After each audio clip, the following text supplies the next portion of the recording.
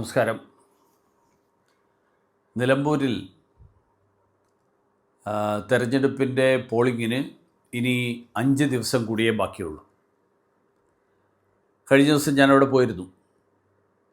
അവിടെ ഇപ്പോൾ ഇന്ത്യ സഖ്യക്കാരുടെ മത്സരം സാധാരണ ജനങ്ങളുടെ വോട്ട് കിട്ടാനല്ല, പകരം മതതീവ്രവാദികളുടെ പിന്തുണ നേടാനാണ്. ഇപ്പോൾ ജമായത്തെ ഇസ്ലാമിയുടെയും PDPയുടെയും ഒക്കെ പിന്തുണ ആർക്കാണ് എന്നുള്ള കാര്യത്തിലാണ് CPMഉം കോൺഗ്രസും തമ്മിലുള്ള തർക്കം. ജമായത്തെ ഇസ്ലാമി മതരാഷ്ട്രവാദം ഉപേക്ഷിച്ചു എന്നാണ് നമ്മുടെ ബഹുമാന്യനായിട്ടുള്ള പ്രതിപക്ഷ നേതാവ് ശ്രീമാൻ VD സതീശൻ പറയുന്നത്. അത് കേട്ടപ്പോൾ മുതൽ ഞാൻ ആലോചിക്കുകയാണ്, ഈ ജമായത്തെ ഇസ്ലാമി മൗദൂദിയെ കൈവിട്ടോ എന്ന്. കാരണം ഇസ്ലാമിക മതരാഷ്ട്രം സ്ഥാപിക്കലായിരുന്നു ജമാഅത്ത് സ്ഥാപകനായിട്ടുള്ള മൗദൂദിയുടെ ലക്ഷ്യം. എന്തായാലും എൻ്റെ അറിവിൽ ജമാഅത്തെ ഇസ്ലാമി മൗദൂദിയുടെ പിന്മുറക്കാർ തന്നെയാണ്. അവരുടെ ആശയും മതരാഷ്ട്രം തന്നെയാണ്. ഇനിയിപ്പോൾ കേരളത്തിലെ മൗദൂദികൾ VD സതീശനെ രഹസ്യമായിട്ട് വിളിച്ച് ഞങ്ങൾ മൗദൂദിയെ വിട്ടു, ഇപ്പോൾ രാഹുൽ ഗാന്ധിയുടെ വഴിയാണ്, അങ്ങനെയൊക്കെ വല്ലതും പറഞ്ഞോന്ന് എനിക്കറിയില്ല. എന്തായാലും ജമായത്തെ ഇസ്ലാമി ഇന്ത്യൻ ഭരണഘടനയെ അവഗണിക്കുകയും ദേശീയ താൽപ്പര്യത്തിനെതിരെ ചിന്തിക്കാൻ അനുയായികളെ പ്രോത്സാഹിപ്പിക്കുകയും ചെയ്യുന്ന സംഘടനയാണ് എന്ന് സത്യവാങ്മൂലം നൽകിയത് കോൺഗ്രസ് സർക്കാരാണ്. 2014 ജനുവരി 18-ാം തീയതി UDF സർക്കാർ, ഉമ്മൻചാണ്ടിയുടെ നേതൃത്വത്തിലുള്ള സർക്കാർ, ഹൈക്കോടതിയിൽ കൊടുത്ത സത്യവാങ്മൂലത്തിലെ നിലപാട്, ആ നിലപാടിൽ നിന്ന് പിന്നോട്ട് പോയോ എന്ന് കോൺഗ്രസ്സാണ് വ്യക്തമാക്കേണ്ടത്.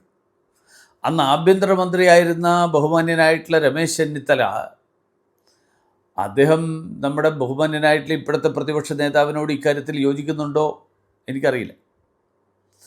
ടാറ്റ ഗ്രൂപ്പിൻ്റെ സ്റ്റുഡിയോ സ്റ്റോറുകൾ ബഹിഷ്കരിക്കണം എന്നാണ് ജമായത്തെ ഇസ്ലാമിയുടെ നിലപാട്. ആ നിലപാടിനോട് VD സതീശൻ്റെയും കോൺഗ്രസിൻ്റെയും ഒക്കെ സമീപനം എന്താ? നമ്മുടെ രാഹുൽ മങ്കൂട്ടത്തിലും ഷാഫി പറമ്പിലുമൊക്കെ ഇനി സ്റ്റുഡിയോയുടെ വസ്ത്രങ്ങളൊന്നും വാങ്ങില്ല എന്ന് തീരുമാനിച്ചിട്ടുണ്ടോ? ഇസ്രായേലുമായി സഹകരിക്കുന്ന സ്ഥാപനത്തെ ബഹിഷ്കരിക്കണം എന്നാണ് ജമായത്തിൻ്റെ ആഹ്വാനം.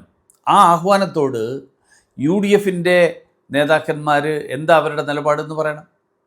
കാരണം ഈ രാജ്യത്ത് കോൺഗ്രസ് ഭരിച്ചുകൊണ്ടിരുന്ന, സ്വാതന്ത്ര്യം കിട്ടി 10-50 കൊല്ലക്കാലം തുടർച്ചയായിട്ട് കോൺഗ്രസ് ഭരിക്കാൻ, ആ കാലത്ത് ലക്ഷക്കണക്കിന് തൊഴിലവസരങ്ങളടക്കം സൃഷ്ടിച്ച ടാറ്റ ഗ്രൂപ്പ്, ആ ടാറ്റ ഗ്രൂപ്പിൻ്റെയാണ് സ്റ്റുഡിയോ. അപ്പോൾ ആ ടാറ്റ ഗ്രൂപ്പിനെ ബഹിഷ്കരിക്കുന്നത്, ആളുകളെ അവരെ ചേർത്ത് പിടിക്കുന്നതിൻ്റെ ന്യായീകരണം എന്താണ്? അതാണ് ജനങ്ങളറിയാൻ ആഗ്രഹിക്കുന്നത്. ജമായത്തെ ഇസ്ലാമി ഇത്രയും കാലം CPMൻ്റെ വലം കൈയായിരുന്നു എന്ന് നമുക്കെല്ലാവർക്കും അറിയാം. ഇപ്പോൾ അവർ തമ്മിൽ തെറ്റിയതിൻ്റെ കാരണം എന്താണെന്ന് എനിക്കറിയില്ല. എന്തായാലും കിട്ടാത്ത മുന്തിരി പൊളിക്കും. അതുകൊണ്ട് തന്നെ ജമായത്തിനെ ചീത്ത പറഞ്ഞ് നടക്കുകയാണ് നമ്മുടെ സഖാവ് ഗോവിന്ദൻ അടക്കം CPMൻ്റെ നേതാക്കന്മാർ. പക്ഷേ പകരം കൂട്ടുകാരായിട്ട് പുതിയ ആൾക്കാരെ കൂട്ടിയിട്ടുണ്ട്. പുതിയ ആളുകളല്ല, നേരത്തെ തന്നെയുള്ള ആൾക്കാരാണ്. സ്ഥിരം കൂട്ടുകാരായിട്ടുള്ള ആ PDPയെ നെഞ്ചോട് ചേർത്ത് വെക്കുകയാണ് CPM. PDPക്ക് വർഗീയതയില്ല എന്നാണ് നിലമ്പൂരിലെ LDFൻ്റെ സ്ഥാനാർത്ഥി പറയുന്നത്. അതാണ് ഏറ്റവും വലിയ തമാശ. PDP പീഡിത വിഭാഗത്തിൻ്റേതാണ് എന്നുള്ളതാണ് നമ്മുടെ ഗോവിന്ദൻ്റെ കണ്ടെത്തൽ. അബ്ദുൽ നാസർ മദനി പറയുന്നത് വർഗീയതയല്ല എന്നാണ് നമ്മുടെ CPMൻ്റെ സ്ഥാനാർത്ഥി കണ്ടുപിടിച്ചിരിക്കുന്നത്. ഈ സ്ഥാനാർത്ഥിയുടെ നേതാവ് മുൻ മുഖ്യമന്ത്രി ശ്രീമാൻ EK നായനാർ, അദ്ദേഹം അബ്ദുൽ നാസർ മദനിയെ അറസ്റ്റ് ചെയ്ത് തമിഴ്നാടിന് കൈമാറിയത് പിന്നെ സ്വാതന്ത്ര്യ സമരത്തിൽ പങ്കെടുത്തതിനാണ്. മദനിയുടെ കൂടെ പിണറായി വേദി പങ്കിട്ടത് ശരിയായില്ല എന്ന് CPMൻ്റെ കേന്ദ്ര പാർട്ടി വിലയിരുത്തിയത് എന്തുകൊണ്ടായിരുന്നു? അതൊക്കെ പോട്ടെ, ഏറ്റവും ഒടുവിലത്തെ കാര്യം, P ജയരാജൻ പുറത്തിറക്കിയ പുസ്തകമുണ്ടല്ലോ, കേരളം, മുസ്ലിം രാഷ്ട്രീയം, രാഷ്ട്രീയ ഇസ്ലാം. ആ പുസ്തകത്തിൽ ബാബറി മസ്ജിദ് തകർന്നതിന് ശേഷം മദനിയുടെ നേതൃത്വത്തിൽ കേരളത്തിലുടനീളം തീവ്രവാദ ചിന്ത പടർത്തുന്ന പ്രസംഗങ്ങൾ നടന്നു എന്നാണ് എഴുതിയിരിക്കുന്നത്. മദനി ഉണ്ടാക്കിയ ഇസ്ലാമിക് സേവക് സംഘ് മുസ്ലിം യുവാക്കൾക്ക് ആയുധ ശേഖരണവും ആയുധ പരിശീലനവും ഒക്കെ നൽകി എന്നാണ് ജയരാജൻ എഴുതിയിരിക്കുന്നത്. അപ്പോൾ പി ജയരാജൻ്റെ ഈ പുസ്തകത്തെക്കുറിച്ച്, ഈ അഭിപ്രായത്തെക്കുറിച്ച് നമ്മുടെ ഗോവിന്ദൻ സഖാവിന് എന്താ പറയാനുള്ളത്?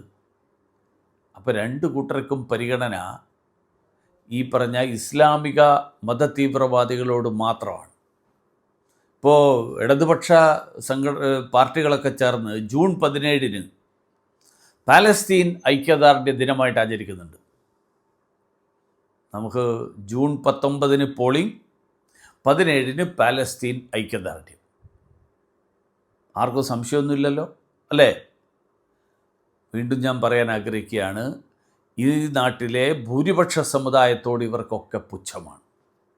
ഇത് തന്നെയാണ് വടക്കേ ഇന്ത്യയിൽ കോൺഗ്രസും CPM ഒക്കെ സ്ഥിരമായിട്ട് ചെയ്തുകൊണ്ടിരുന്നത്.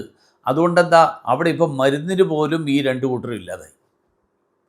മതതീവ്രവാദത്തെ പ്രോത്സാഹിപ്പിക്കുകയും ആശ്ലേഷിക്കുകയും ഭൂരിപക്ഷ സമുദായത്തെ രണ്ടാം തരക്കാരായി കരുതുകയും ചെയ്യുന്ന ഈ ഇന്ത്യ സഖ്യക്കാരുടെ ഈ കാപട്യം, ആ കാപട്യത്തിന് കേരളത്തിലെ ജനവും മറുപടി നൽകുന്ന കാലം വിദൂരമല്ല എന്ന് മാത്രം മനസ്സിലാക്കുക. നമസ്കാരം.